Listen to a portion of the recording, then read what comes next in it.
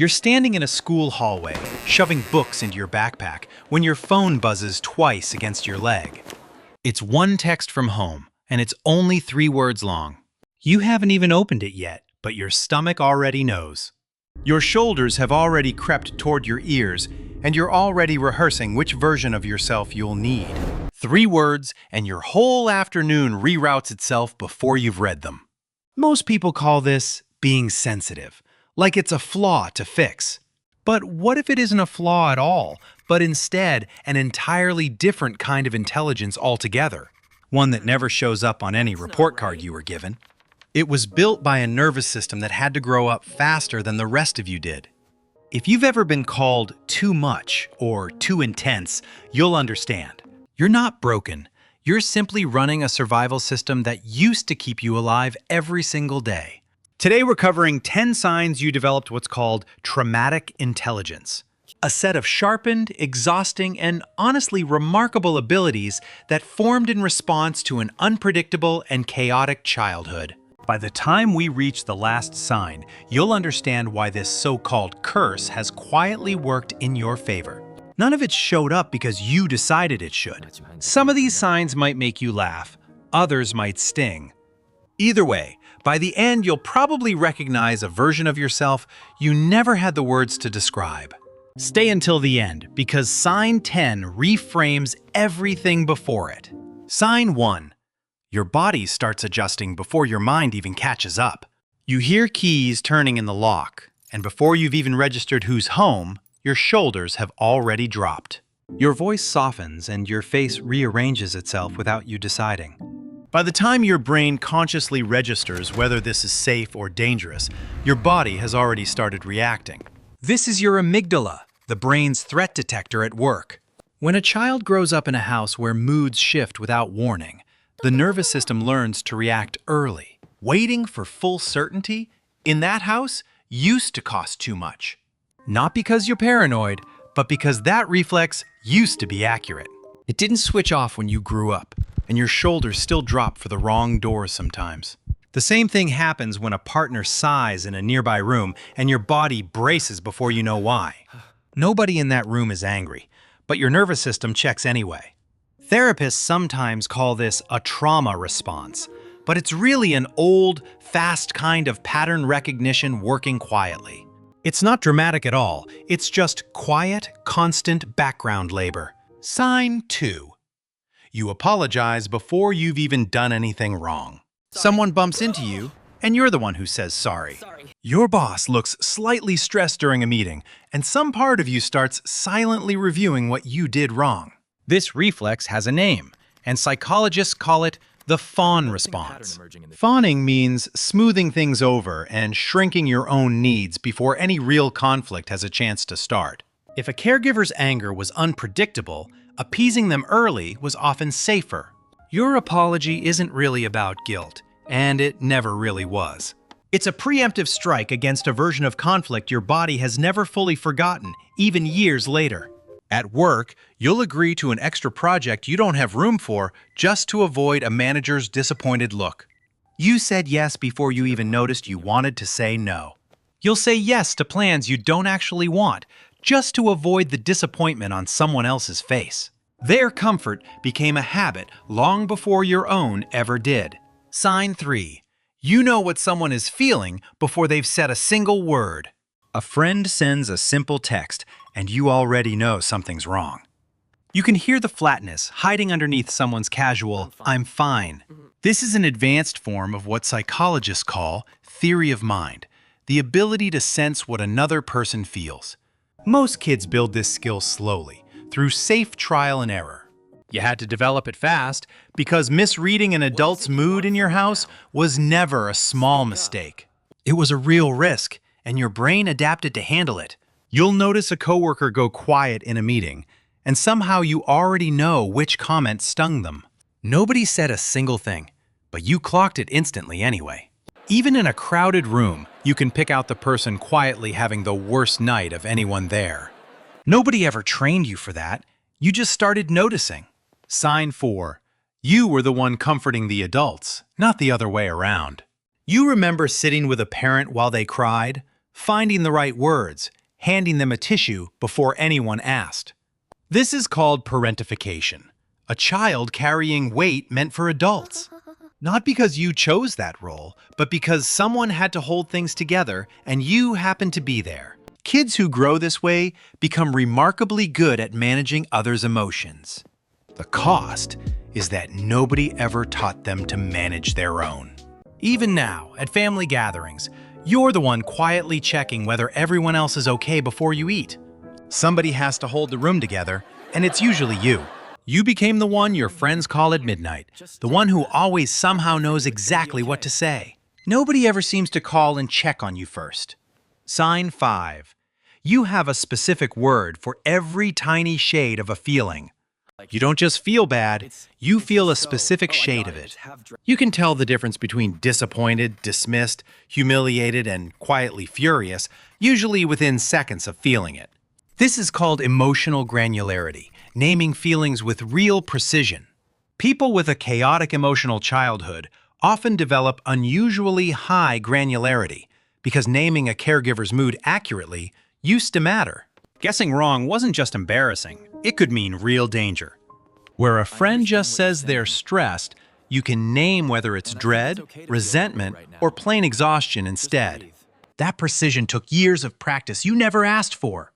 When someone asks how you're doing, you can genuinely choose between 3 or 4 accurate answers, not just fine. Most people only ever seem to have one word ready. Sign 6. You can map out 10 different ways a night could go wrong before it starts. Before a family dinner or a phone call, your mind is 3 steps ahead, preparing for things that haven't happened. This can feel like anxiety, but underneath, it's a real skill. It's a kind of threat forecasting that developed because unpredictability, in your childhood, used to have real consequences. A child who never knows which parent is coming prepares for both. It's exhausting now, but that same habit was protective back then. Before a first date or a job interview, you've mentally lived through 5 ways the conversation could go wrong. By the time it starts, you're already 3 steps ahead of it. Even booking a simple flight turns into a mental checklist of everything that could possibly go wrong along the way. Other people call this overthinking. You just call it Tuesday. Sign 7.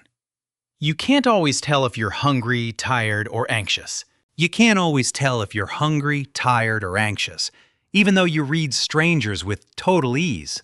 This one feels contradictory, and honestly, that's exactly the point. Sensing your body's internal signals is called interoception, like hunger or fatigue.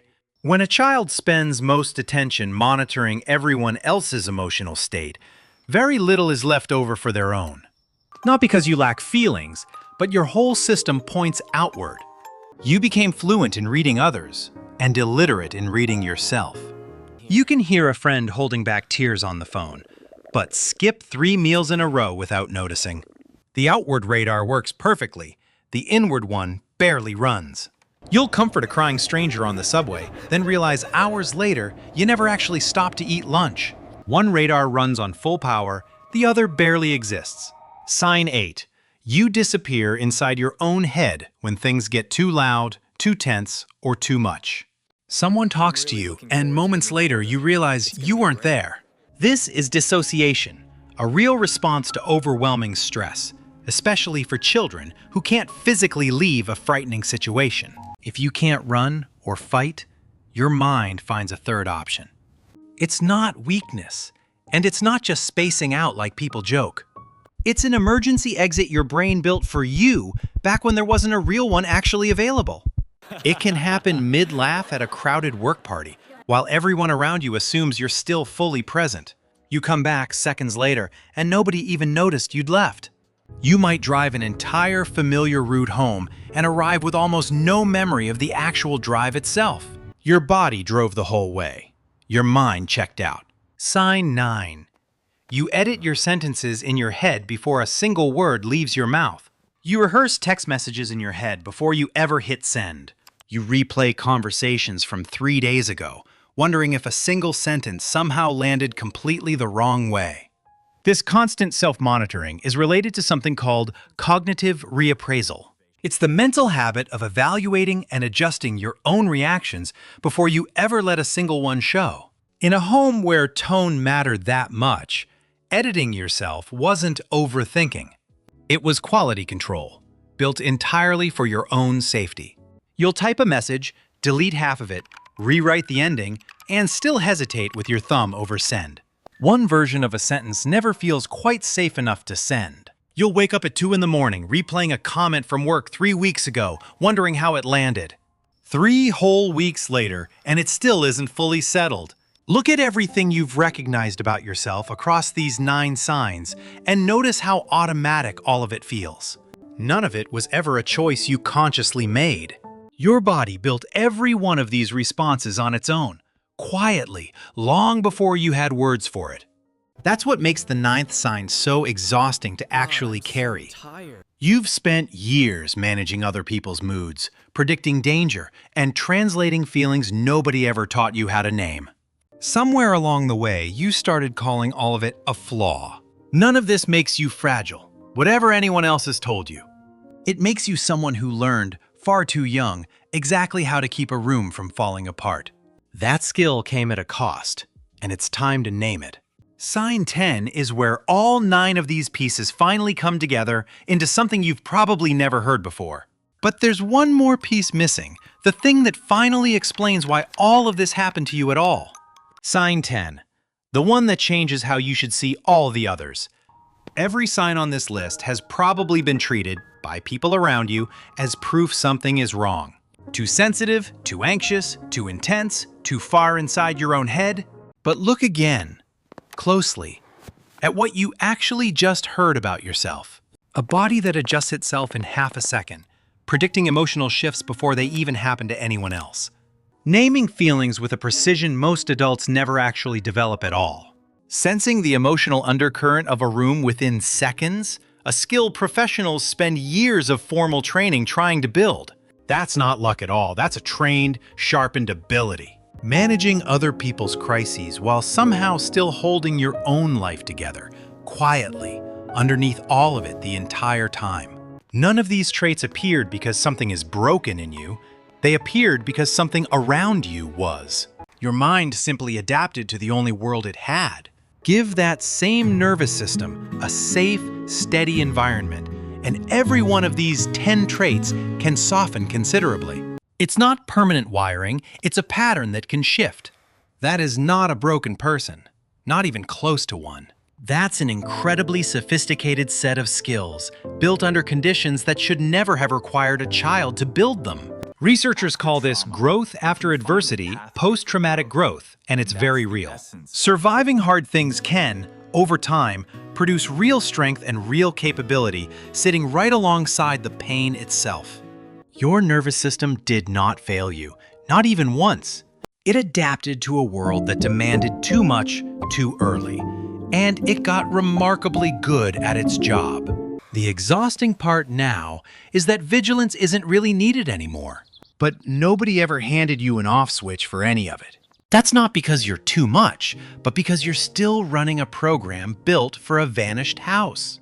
You didn't grow up soft, and you certainly didn't grow up broken. You grew up paying close attention, because attention, back then, used to be the difference between calm and total chaos. Think back to that hallway, to 3 words on a screen. Think back to the version of you who felt a bad afternoon coming before a single word confirmed it. That kid wasn't weak, not even for a single second. That kid was brilliant, doing exactly what needed to be done just to get through that one day. You're not too sensitive, and honestly, you never really were. You're fluent in a language most people around you never had any real reason to sit down and learn. That fluency is why you can walk into a stranger's house and know within a minute who feels safe. That is not a small thing to be able to do. It means you can walk into almost any new situation and sense who is trustworthy long before words confirm it. Most people spend an entire lifetime never learning that skill. So the next time someone calls you too sensitive, remember what that sensitivity actually cost you to build. It was never free. And it was never a small thing. If even one sign felt uncomfortably familiar, You're truly not alone. Tell me in the comments which sign felt closest to home, sign 1's body reaction or sign 9's self-editing. Congratulations on making it to the end of this video. Drop a comment with the part that hit you the hardest. Hit that subscribe button right in the middle of the screen so you don't miss the next video. And you can catch the next video in the top left corner of your screen or over on the right side. Thank you for being here.